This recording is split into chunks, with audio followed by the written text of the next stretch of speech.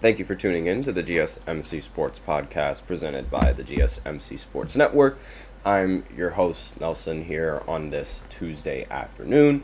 All the playoff games have concluded, so you can expect me to talk about them once again in this podcast. But for the first segment, I'm going to focus on Mike McCarthy and the Dallas Cowboys parting ways, and sort of like some of the reasoning why they parted ways, and as well as my opinions on that and my thought process. Then in the second segment, we're going to go over the Vikings going up against the Rams. That was a surprising game, to say the least. I did not expect that outcome of the game, so we'll talk about that. Then in the third segment, we're going to talk about one takeaway from every single playoff game that took place. So we're just going to, refresh on some of the things that went down over the weekend. And then in the fourth segment, we're going to go ahead and just recap all of the NBA games that took place yesterday. There's also a special fifth segment at the end of the fourth segment, so be sure to stay tuned for that if you guys are interested. Before I begin, I would like to remind everybody that we love to hear what you guys have to say during the show, whether it's a hot take, a burning question, or anything that you're just dying to share. We're all ears, and if you really want your comment and or question to get noticed, then I recommend using Super Chat. You just click on the $ below the chat box, and you can send in your comments and or donations that way. If Super Chat's not really your thing, that's totally fine. You can always use the link displayed below the ticker, gsmcspodcast.net, and you can send in your comments and or donations that way. Either or really helps the show. So with that out of the way, let's go ahead, talk about Mike McCarthy and the Dallas Cowboys. So this was reported yesterday while I was doing my my live segments, or like a little bit before, so I couldn't really properly prepare for a segment like this. So that's why I waited until today to sort of talk about that news and why this and that took place. So as we know, this was very surprising to me, because the Dallas Cowboys, they rejected Chicago's offer to interview Mike McCarthy. So after they rejected that, I assumed that Dallas had intentions on keeping Mike McCarthy as the head coach for Dallas for a little bit longer. So what on earth happened? Like, why all of a sudden now they just decide to part ways after rejecting a head coaching deal? Like, it can't be because they just felt like it, because like you don't really deny another team from interviewing your head coach if you don't have intentions of keeping him in the future, right? Like, that just doesn't, even for the Dallas Cowboys, that wouldn't make any sense. But so from what I've heard and from what I've been able to muster, because we don't really have that much information in regards to this move and why they're deciding to part ways. But there were some reports that were saying that they already had the amount of money constructed. The biggest problem between the two sides was negotiating how long that contract would last for. They could not think of a year. So that's very odd how they could think of the number and how much they were planning on paying him annually, but they could not agree with how long they wanted to keep him as the head coach. They could not agree on that, at least according to some of the sources, and that's sort of that's the reason why this ended up falling out, and why both sides ultimately decided to part ways. So very odd, but not really that surprising given how the Cowboys, they mess up in a lot of things. But see, this sad Dallas fan right here, this sad Cowboy, is not a representation of the Dallas fans, but rather a representation of me, because I am going to miss Mike McCarthy as the head coach of the Dallas Cowboys, because he almost always seems to just have some of the best play calling at the best times if you're a Giants fan like me. I didn't like him beating us 24/7, but one thing I did enjoy was the Cowboys beating themselves in every single postseason game that they've been a part of with Mike McCarthy, and of course with Dak Prescott at the helm. It's just, I am so distraught. I am super sad that now Mike McCarthy is no longer going to be the head coach, because this improves Dallas's chances on winning. Most likely, because McCarthy, he's had several playoff games where he's just obviously he's been the head coach for the Cowboys, so we know there's a lot of disappointment with that, but he was also the head coach for the Green Bay Packers. Now, he did win one time with the Packers, but he also ended up losing when Aaron Rodgers was going on one of the best MVP runs we've ever seen, and he also ended up blowing a game. We all remember that Packers matchup against the Seahawks, where the Seahawks played about as awful as humanly possible, and they were still able to come back late in the fourth quarter. We remember that game. It was a beautiful game. But what exactly, other than making fun of McCarthy and his coaching, what is next for Dallas? Who are they planning on hiring? Who are they planning on bringing in? We really have no idea as of right now, but my speculation, I think that they're obviously going to try and bring somebody in who has worked for the organization already. Jerry Jones, he tends to lean in favor of those people who used to work with him before. He likes to keep the inner circle a little bit. He doesn't like to expand on it all that much. So some options that come to mind are Cliff Kingsbury, the Washington Commanders offensive coordinator. Jerry Jones, he's likely been rather familiar with Cliff Kingsbury before. He's a former NFL head coach and is currently doing strong work as the offensive coordinator. We all know his job with Jaden Daniels is nothing short of impressive, and maybe they wouldn't mind grabbing a division rival coach for themselves. Another option, and I think a much more likely option, is going to be Kellen Moore, the Eagles offensive coordinator. As we know, there's probably in the market right now, there's probably no other coach other than Kellen Moore who is more connected to Dallas than he is. He played quarterback for the Dallas Cowboys before, and he was also a quarterback coach for Dallas and served as the team's offensive coordinator after 1 year with Justin Herbert and the Chargers in 2023. Moore was thriving with the Eagles in 2024 as well. So it would make sense that Dallas would try and would try and give this man a head coaching job, because he already has experience working with Dallas, and usually you'd want to have coaches that have coached your team before. You would it's the same thing with Dan Campbell and the Detroit Lions. I mean, he played for the Lions before, so it makes sense how they wouldn't mind putting him at the head coaching job and giving him that head coaching job. And obviously, with his success in turning Saquon Barkley into one of the best running backs in the entire world, this makes him a heavy favorite in that department. There's also Joe Brady, the Buffalo Bills offensive coordinator, and I mean, he's 35 years old, but he has 4 years of experience as an NFL offensive coordinator, including consecutive seasons of having a top 10 scoring offense in Buffalo with Josh Allen. He's not really a name that would grab headlines, but his track record is full of nothing but success. And Brady is probably not going to want to cost as much to hire given his age.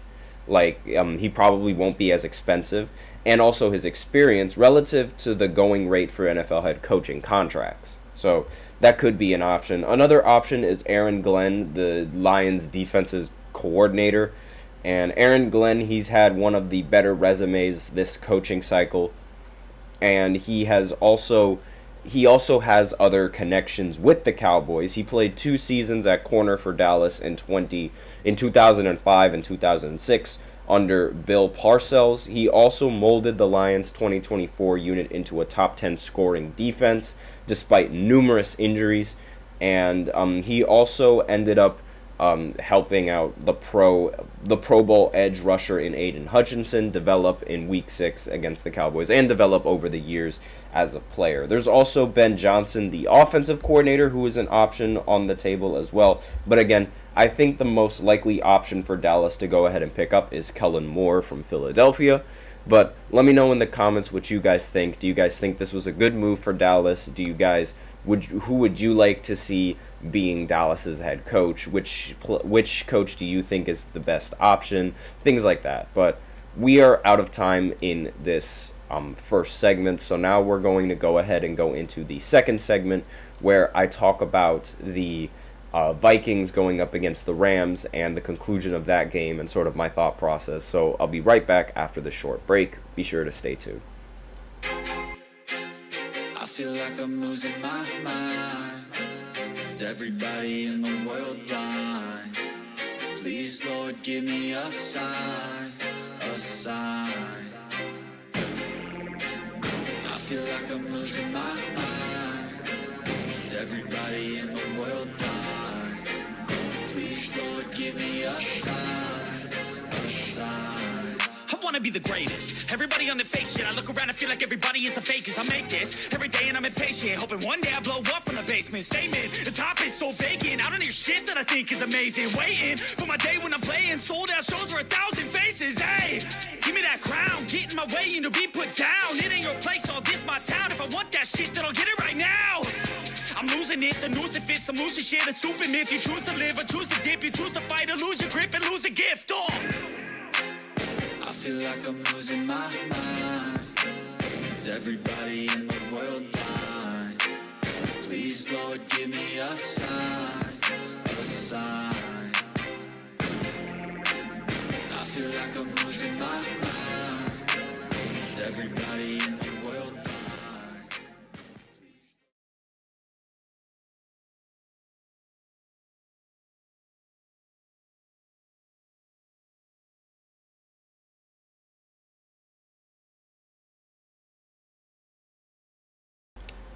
And we are back with the second segment of the GSMC Sports Podcast presented by the GSMC Sports Network. And in this second segment, we are going to talk about the Vikings going up against the Rams. Before I begin, however, I would like to remind everybody that we love to hear what you guys have to say during the show, whether it's a hot take or a burning question. And if you really want your comment and or question to get noticed, then I recommend using Super Chat. You just click on the $ below the chat box. If that's not really your thing, then that's fine. You can always use the link displayed below the ticker and send in your comments and donations that way using gsmcpodcast.net.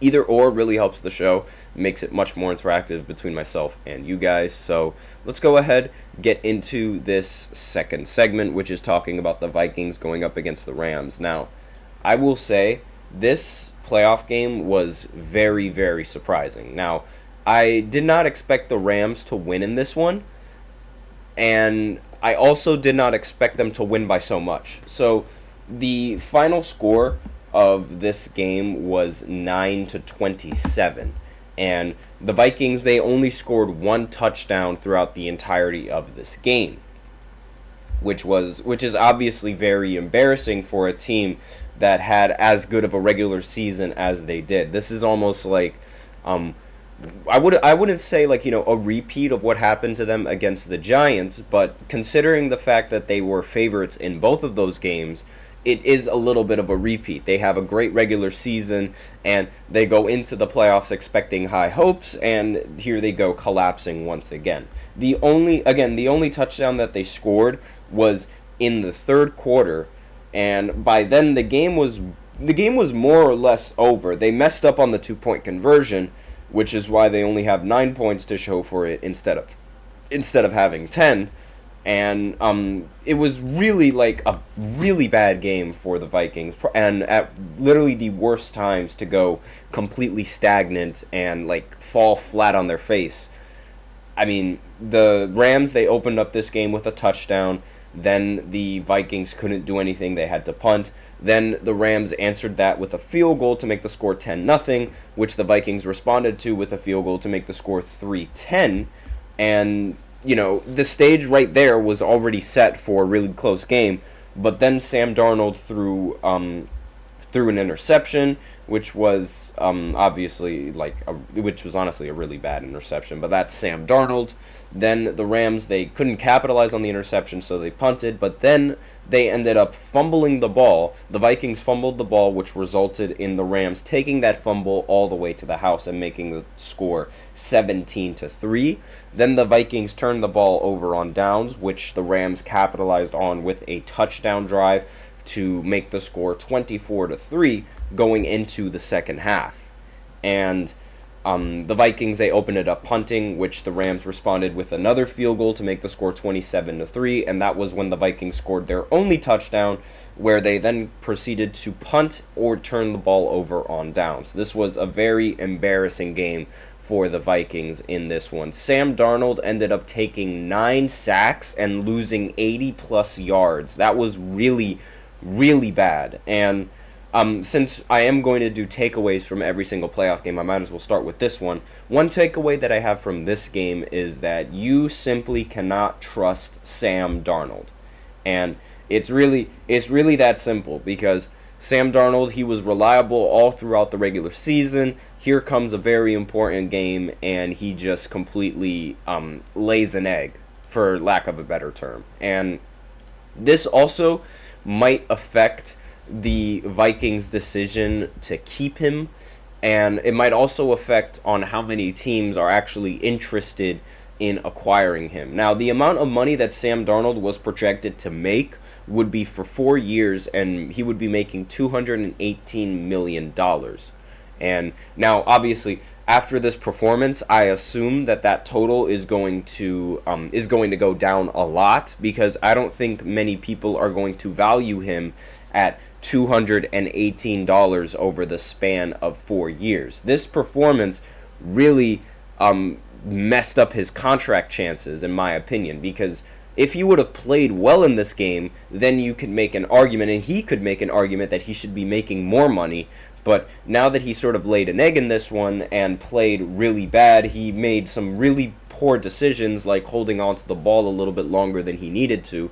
Granted, it's not all his fault, as the offensive line couldn't really help Sam Darnold in the slightest. But again, if you know that you're going to that your offensive line is giving off a lot of pressure, then holding on to the ball for a long time is like the last thing that you want to do. And he continued doing that for most of the game. I mean, seriously, giving up 9 sacks, that's like Sam Darnold going right back down to how he was on the Jets, where we know how he was on the Jets. He was absolutely horrible. And this is sort of him regressing back into that nature and holding on to the ball a little bit too long. Granted, obviously, you do have to give credit to the Rams and their defense for being able to get to Sam Darnold and affect him as often as they did.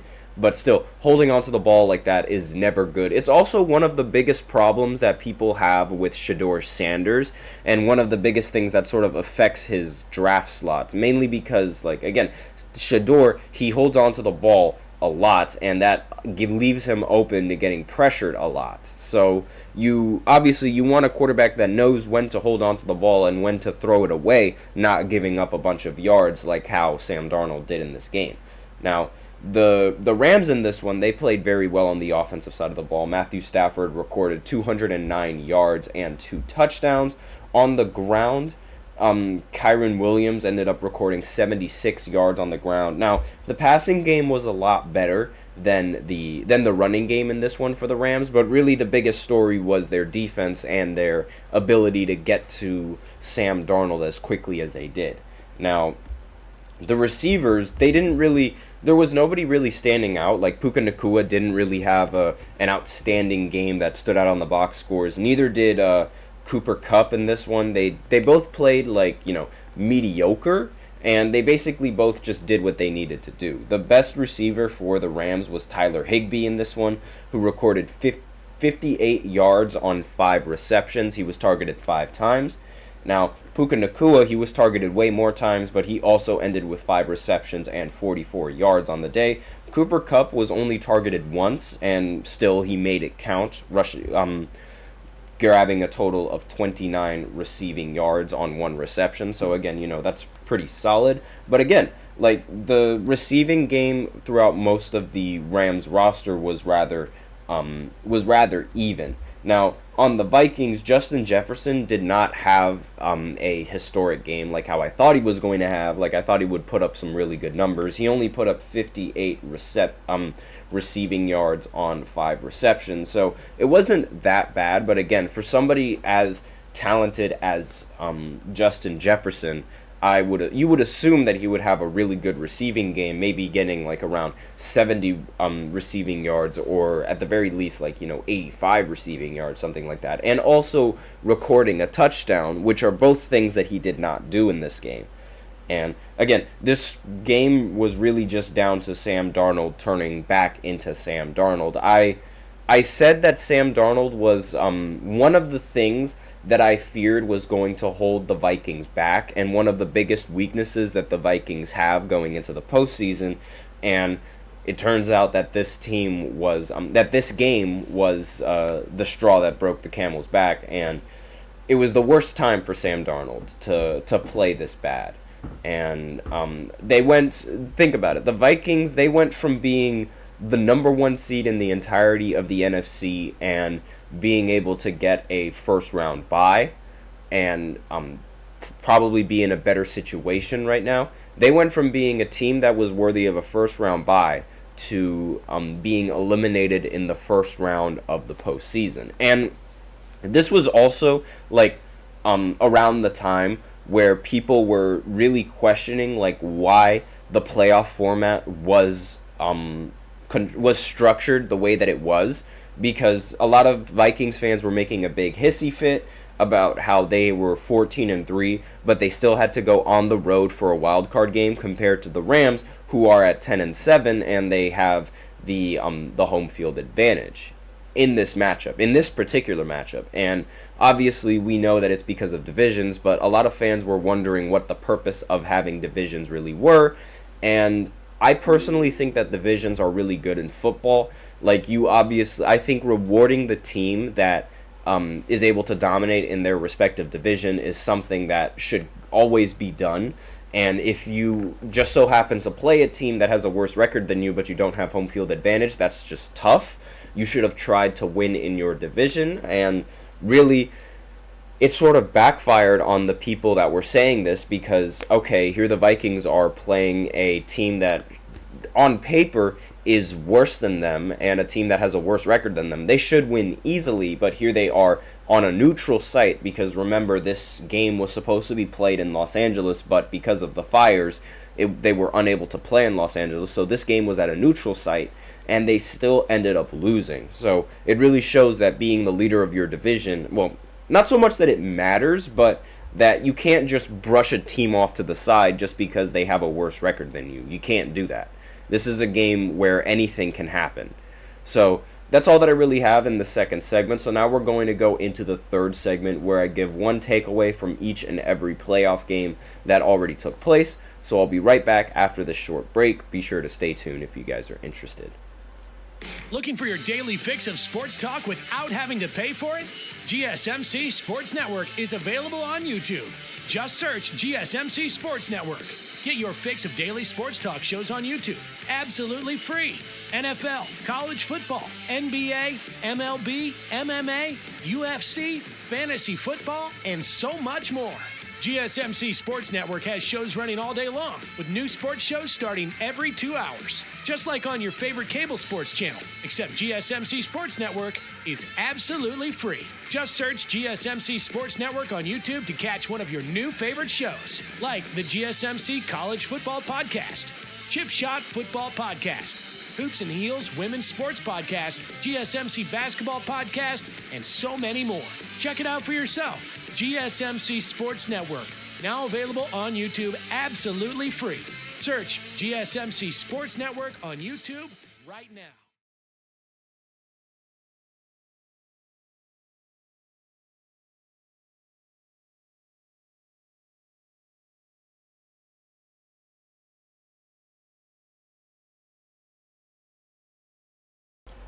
And we are back with the third segment of the GSMC Sports Podcast presented by the GSMC Sports Network.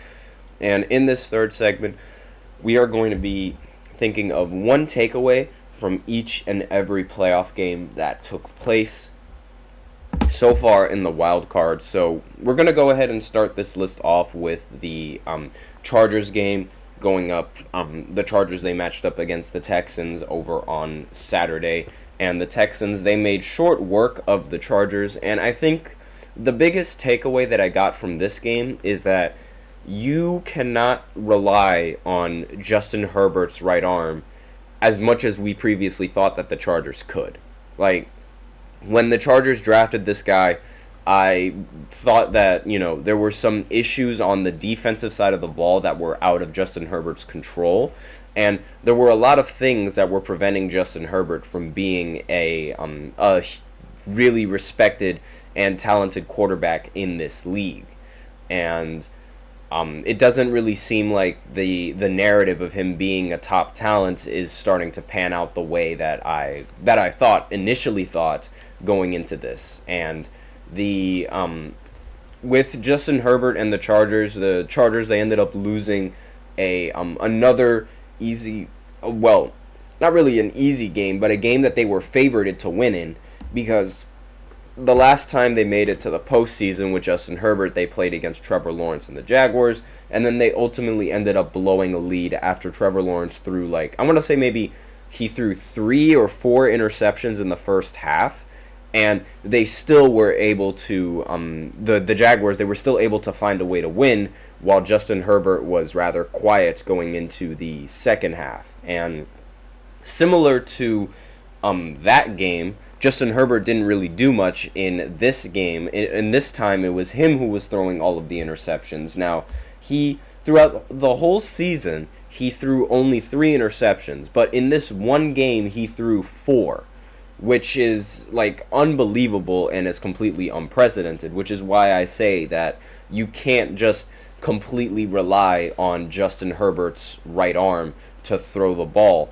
You need better, much more talent on the Chargers than just Justin Herbert to sort of elevate this squad. At least that's my takeaway from this game. Let me know in the comments what you guys think. But again, it's the Texans, they didn't really seem like that much of a threat going into this game, especially with how C.J. Stroud was playing in the last few weeks. And of course, while I will say that he didn't play awful in this game, it's not like he played completely out of this world, like how people were sort of expecting him to after that ridiculous rookie season.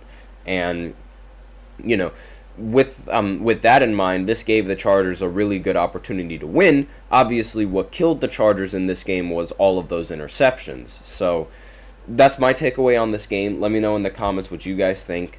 And now let's see, what is the next game that we should go over? I think the next game that we should probably talk about should be the Ravens game between the Ravens and the Steelers. And I think what this game has sort of proven, one takeaway from this is that this cycle that the Steelers constantly go through, having these winning seasons and just not being able to do anything in the postseason, they have to stop, because this is already I want to say maybe the 6th time in the row that the Steelers end up making the playoffs, and they end up getting 0 wins to show for it in these playoffs. It's a little bit embarrassing, because they start out as one of the hottest, one of the best teams in the NFL, and then they close out the season as being one of the worst teams in the NFL.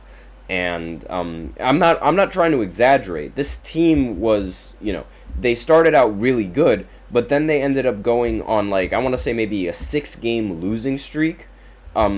Towards to cap off the end of the season. They lost to the Ravens, so that's 1 loss, and then they lost to the Bengals the week before. Then they lost to the Chiefs and the Ravens, and then the Eagles. So that's 5 straight losses in a row for this Steelers team, and it was really just absolutely disgusting the way that they ended up losing. And in the last 7 games, they ended up going 2-5, which is And the 2 wins that they got in those 2 weeks, they were against the Browns, so, rather a very bad team. The Browns are not good. And the Bengals, who have one of the worst defenses in all of the NFL. And even then, the Steelers still ended up splitting the series against the Browns. They ended up losing all the way back on the 21st of November. So this Steelers team and this cycle has just been constant throughout the last few years. Now, I don't really think you're going to fire Mike Tomlin, because despite everything that I said about, this whole cycle that the Steelers go through, I don't think you should fire a coach that knows how to win, especially with the lack of talent that this team has. You just need to figure out a good way to accumulate talent, maybe build around an actual young quarterback, and not work with somebody that's old and on the verge of retiring like Russell Wilson. Now, I do think that this season has sort of rejuvenated his career and how much time he actually has left in this league, but still, this is a cycle that the Steelers, they just can't keep doing. And obviously, as for the Ravens, this is just, a talented team doing what they need to get done. And I should also point out that the last year, the AFC teams that made it past the wild card round are the exact same AFC teams that made it past the wild card round this year. So the Texans, they made it past last year, the Ravens made it past last year, and the Bills, they were also able to make it past last year. So this is these are the same 2 teams that were dominant last year, and they're the same 2 teams, not the same 2 teams, the same 4 teams that were dominant last year back in the exact same position, only this time they're playing against different opponents in this year. Obviously, we know the Ravens, they played against the Kansas City Chiefs last year. Technically, the Chiefs, they played the Bills, and then the Ravens played the Houston Texans, I believe, and then the Chiefs and the Ravens ended up crossing paths in the AFC Championship game. So it looks like that story is going to somewhat repeat itself, except this time we're going to have a great quarterback duel between Josh Allen and Lamar Jackson. Speaking of Josh Allen, I might as well go ahead and talk about the next game on this list, which is the Bills and the Broncos. And simply put, Josh Allen seems to be a quarterback that can win playoff games, and it doesn't really matter who's on the squad, right? Like, before, it was thought that, okay, Josh Allen is a little bit of a turnover machine, but it doesn't matter. He has some really good receivers like Stephon Diggs to help him in his gunslinging role. But now it's sort of without anybody on the team, and anyone noteworthy on the team, I should say, the Bills are still in the exact same spot that they've been able to be in before.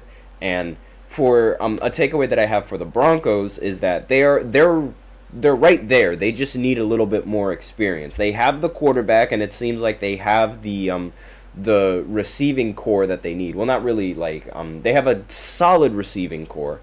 They just need to get a little bit more dominant in the run game. And when they become a team that can run the ball really well, then they're going to be very dangerous. But again, same story with the Bills every single year. They're a competing team, and they're always going to be a competing team with Josh Allen, which is, I think, the biggest takeaway. The Bills are always going to be a team competing for the Super Bowl as long as they have Josh Allen playing like he's the best quarterback in the NFL.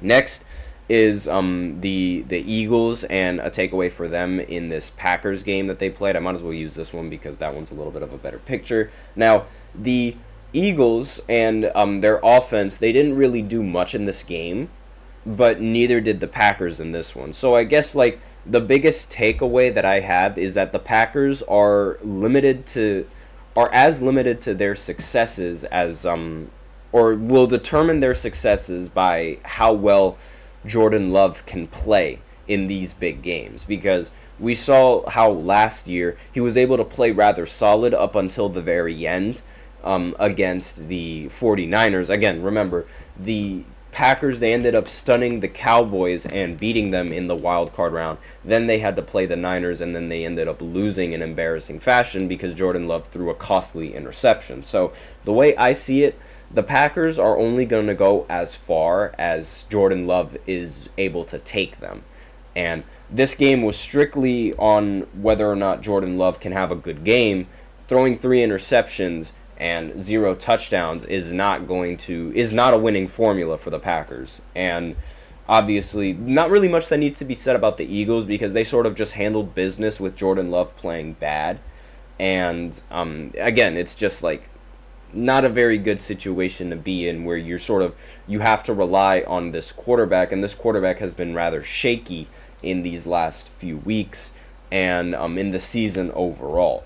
And it took him like through the last 7 games of the season, he did not throw an interception up until that game, which is really, really bad.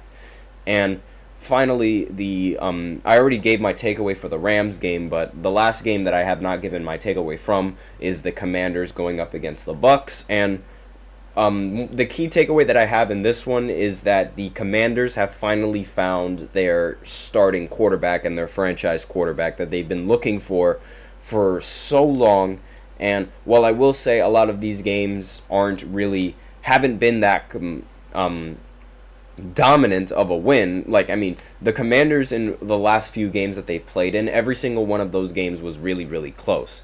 But it's all down to how the quarterback can play in these close moments that determine whether or not he is a franchise starting quarterback, right? I feel like a lot of people can agree on that. Any quarterback that can finish a game or can dig you out of a hole is a quarterback that you want to keep for a very long time. And they found that quarterback in Jayden Daniels. So that's my takeaway on this. And that's all that I have. Let me know in the comments if there is a takeaway that I missed, or maybe there is an even bigger takeaway that you guys have for this game that I haven't thought of. But that's all that I have for this third segment. So now we're going to go into the fourth segment where I just recap all of the NBA games that took place yesterday. I'll be right back after this short break. Be sure to stay tuned.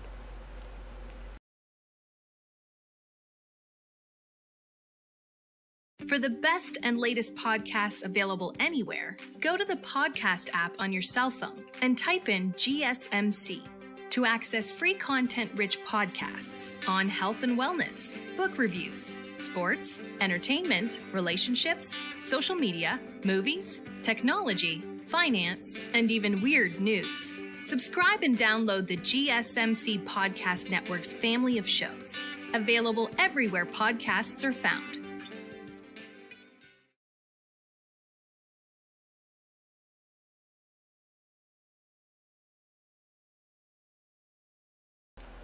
And we are back with the fourth segment of the GSMC Sports Podcast presented by the GSMC Sports Network. And in this fourth segment, I'm just going to recap all of the NBA games that took place yesterday. Before I do that, however, there is a report going around, a little bit of a rumor that's going around in the NFL saying that the Packers are expected to aggressively pursue a wide receiver market this offseason to help their franchise quarterback Jordan Love. Now, according to some sources, the Packers, they're looking to reunite with Davante Adams. As we know, Davante Adams had great years with the Packers with the help of Aaron Rodgers at the helm. And that's not the only wide receiver that the Packers are going to be looking for. They're also trying to see if they can come up with contracts for free agents T. Higgins and Amari Cooper at the end of this season. And it's worth noting that Green Bay is seen as an under-the-radar team to try and get Tyreek Hill as well. So those are some of the wide receivers that the Packers are looking for. I thought it would be rather interesting that I brought that up. So let me know in the comments, who do you guys think would be a really good fit for the Packers and their system, and what wide receiver you'd like to see in a Packers uniform. But with that out of the way, let's go ahead talk about these NBA games that took place over yesterday. And let's see, what game to start with, because that's usually like the most difficult thing, figuring out which game to start with. I think I'm going to start with the Lakers game. So after this game, the Lakers are now they've lost 3 straight, obviously a lot of people on the Lakers roster are busy, trying to protect their homes from all the fires and stuff like that. So there's been a little bit of a distraction for the Los Angeles teams, in particular the Lakers and the Clippers. Now, Anthony Davis did not let this distraction get to his head, as he recorded 30 points and 13 rebounds, but it wasn't enough to beat the Spurs. The Spurs ended up winning 126-102. LeBron at age 40 dropped 18 points, 8 assists, and 5 rebounds. But again, the Spurs, they just had way too many players in the 30 points column. Victor Wembanyama, Stephon Castle, as well as Devin Vassell. Unnecessarily rhymed, I'm sorry. All three of those players, they ended up recording 23 points. And when you have 3 players on your roster scoring 23 points, that's very difficult for any team to overcome, unless they have someone who's dropping, 50 or something like that. And Harrison Barnes also played really well for the Spurs with 17 points. Basically, everybody in the Spurs starting roster ended up getting double digits. And they also shot 37% from 3 compared to the Lakers, who shot 31% from 3. And obviously, when you win in the 3-point battle, chances are you win the game. Now, the Knicks, they ended up losing to the Pistons. The Pistons have won, I want to say, 8 of their last 10, something like that. They've been on a roll throughout the last few games. And okay, so let me just go ahead and look at they've only lost 1 game in January so far, which is a very good record for Pistons standards. And they got a win against Orlando, win against Charlotte, win against Minnesota, Portland, and Brooklyn. So that brings the win total up to 5. Then they lost to Golden State, but then they won back-to-back, going up against the Raptors and going up against New York. So in total, that is 7 games that they've won out of the 8 games that they've played. And the 1 game that they lost to against Golden State, they only lost to them by 3 points. So it's looking up for Detroit and their little basketball establishment that they have. Cade Cunningham ended up recording 36 points, and Malik Beasley ended up icing the game late, and he ended up scoring 22 points overall, but I think he scored the final points for Detroit to seal the win. Now, on New York's side, Karl Anthony Towns had 26 points and 12 rebounds. Jalen Brunson had 31 points and 11 assists. Josh Hart had 12 points and 14 rebounds, and Mikal Bridges, remembered, had a shoot in this game, scoring 27 points. But again, it wasn't enough to go up against the Pistons in this one. The Warriors, they ended up losing to the Raptors. They ended up losing 104-101. And they did have Steph Curry in this one, who, it should also be noted, Steph Curry does not want any of the Warriors to risk any of their young players in a risky trade. So it doesn't seem like, again, the end is near for Steph, and if you are the Warriors, you are going to want to try and negotiate a trade that would put the Warriors in a title contending position while you have Steph Curry playing basketball. Obviously, that's something that the Warriors are looking to do, but Steph Curry, he's sort of like suggesting that they do not try to risk a late season trade. And he ended the game with 26 points, 7 rebounds, and 7 assists. Andrew Wiggins ended with 20 points. But for a team that's tanking, losing 104-101, that's just unacceptable for Golden State. And Scotty Barnes ended up recording 23 points. Jacob Poeltl ended up recording 13 points and 13 rebounds. And Davion Mitchell dropped 0 points in 27 minutes, and they were still able to win. That's a little embarrassing if you're Golden State. Now, next game on this list, the Timberwolves, they ended up beating the Washington Wizards. Don't really need to talk about that game all that much. The most important Washington team right now are the Commanders. And Jordan Poole, he made a return in this game, but he only dropped 20 points. Meanwhile, Anthony Edwards dropped 41 and 7. So he also was able to get 3 steals along with those 7 assists. So great game coming in from Anthony Edwards. Julius Randle had a double-double with 20 points and 10 rebounds. And Rudy Gobert also had a double-double, 11 points and 11 rebounds. So not really much that needs to be said about this game. And the Rockets, they ended up playing the Memphis Grizzlies, and they ended up beating them 120-118. Jalen Green had 42 points in this one, which is, I believe it's a season high for him. And on the Grizzlies side, John Morant had 29, Desmond Bane had 25, and that was really all that she wrote in this one. Despite the Grizzlies shooting 43% from three, that wasn't enough to go up against Houston, who ended up shooting 51.6% from three. So that's a very difficult three-point percentage to beat. When you're shooting 51% as a team, it's very rare that a team like that ends up losing. And think they were only able to win by 120 despite the fact that they were shooting that well. So assuming that they don't have a dominant shooting performance like the way that they did, I'm going to assume that the Memphis Grizzlies are a better team than the Houston Rockets, just based off of that like shooting luck. Again, it's very difficult to get that lucky in shooting the ball when you're in the postseason. So just keep that in mind. And then the last game, the Clippers, they ended up playing against the Miami Heat, and still no. Excuse me. I apologize for that, but there's still no reports on whether or not Jimmy Butler is going to get traded. Now there's not any real traction that has been made on a deal yet.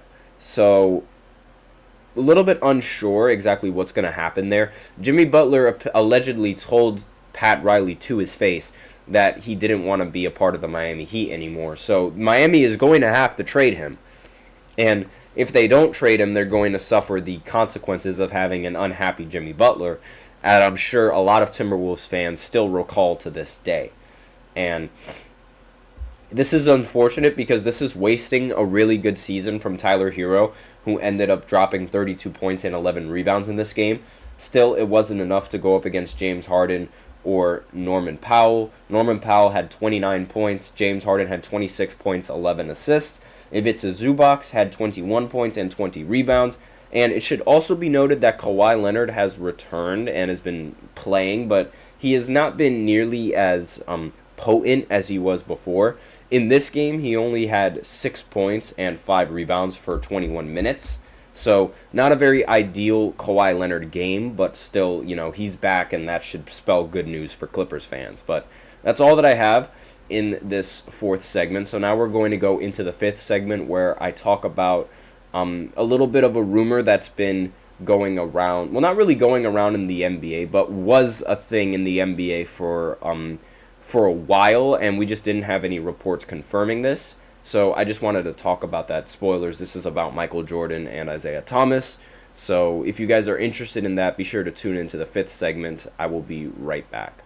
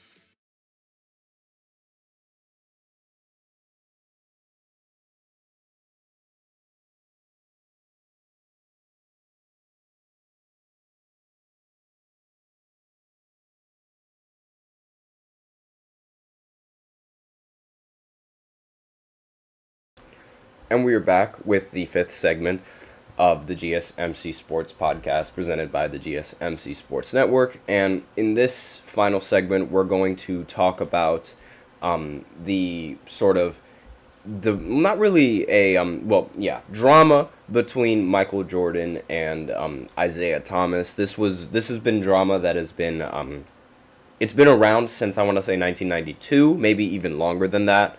But this is obviously like referring to the incident on the Dream Team, and it was brought back to light a few years ago when Michael Jordan put out the Last Dance documentary, and it had a lot of people wondering whether or not, like, as we know, Michael Jordan and Isaiah Thomas, they did not like each other. Specifically, Michael Jordan not liking Isaiah Thomas. They matched up in the playoffs for several years, and for, I want to say, maybe 3 years, the Pistons almost always ended up getting on top and beating the Chicago Bulls. Now, the issue for Chicago, we all know that I'm a huge LeBron fan, but I'm not going to act like Michael Jordan was not a talented basketball player. The issue was that the Bulls did not have enough talent to go up against the Detroit Pistons. Now, Michael Jordan failed to say this in his Last Dance documentary, but the biggest reason why they ended up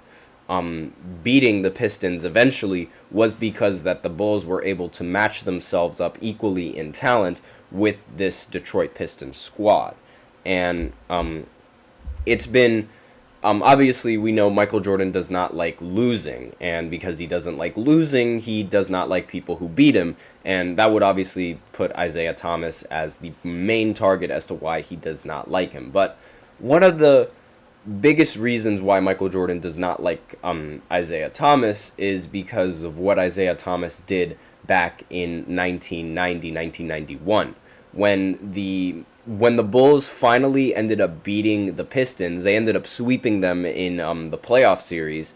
The Pistons, they did not want to shake Michael Jordan's hand, and so all of the starters that were on the bench, they decided to walk out of the arena, and Michael Jordan did not. He took that very personally, because in every single one of the playoff games where the Bulls ended up losing to this team, no matter how much it hurt Michael Jordan to do it, he always would shake Isaiah Thomas's hand.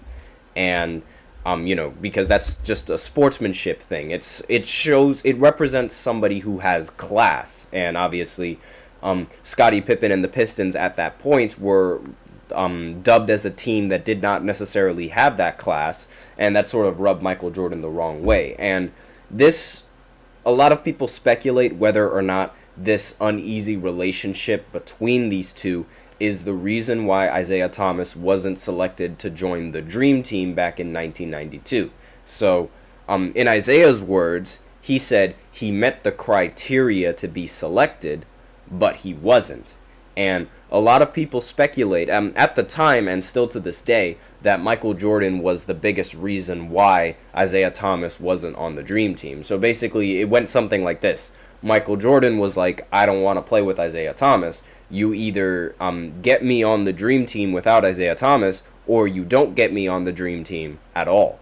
And obviously, at the time when Michael Jordan was considered by many to be the best basketball player in the world, the United States team, they went with the decision of deciding to pick Michael Jordan over picking Isaiah Thomas, and obviously, in my opinion, that was the right move, because you would rather want Michael Jordan on your team as opposed to Isaiah Thomas. Even though Isaiah Thomas was a very talented point guard, the team was already getting Magic Johnson to come out of retirement to play for them, and they also already had John Stockton and some other talented point guards. So having Isaiah Thomas as opposed to having Michael Jordan, I feel like, Michael Jordan made that Dream Team what it was.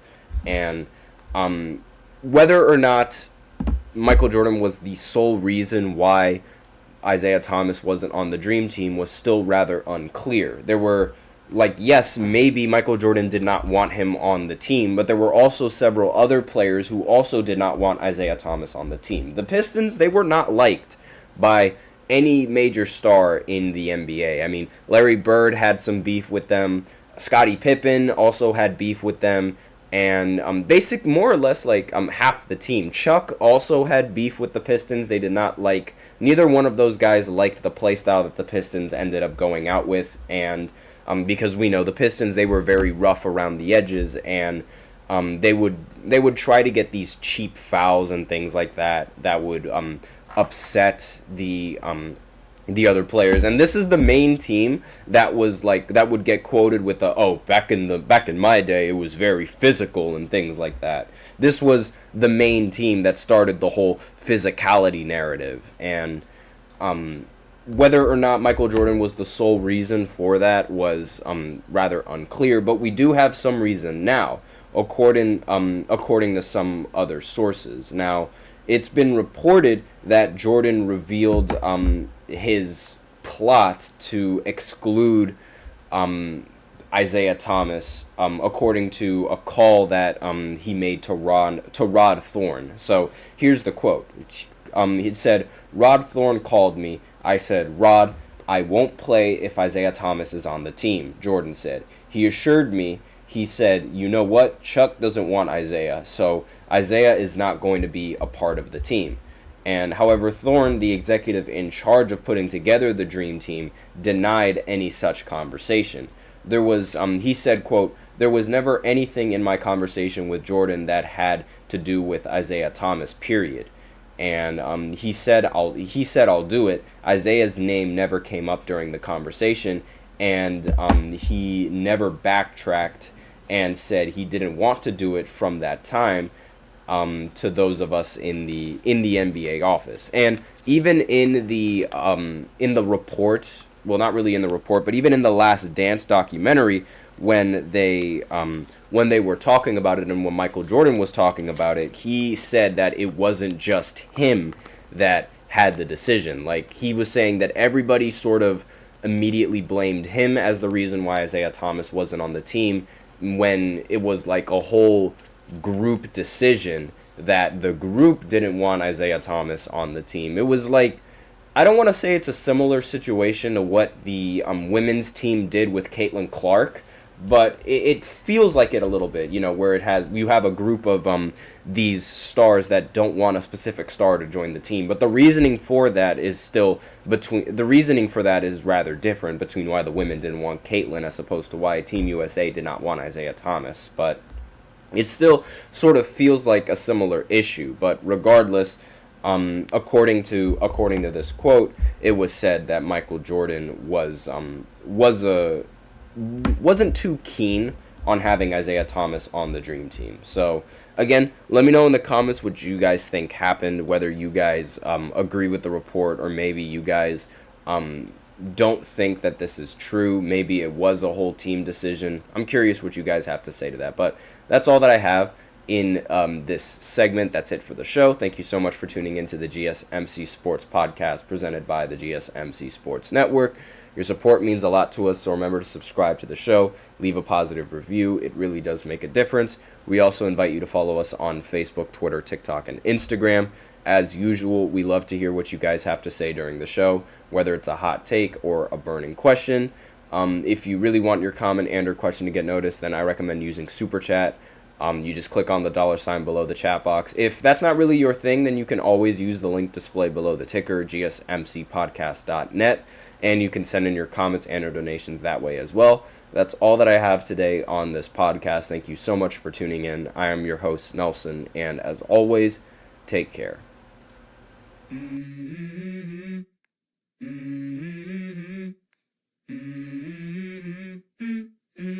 Let's go.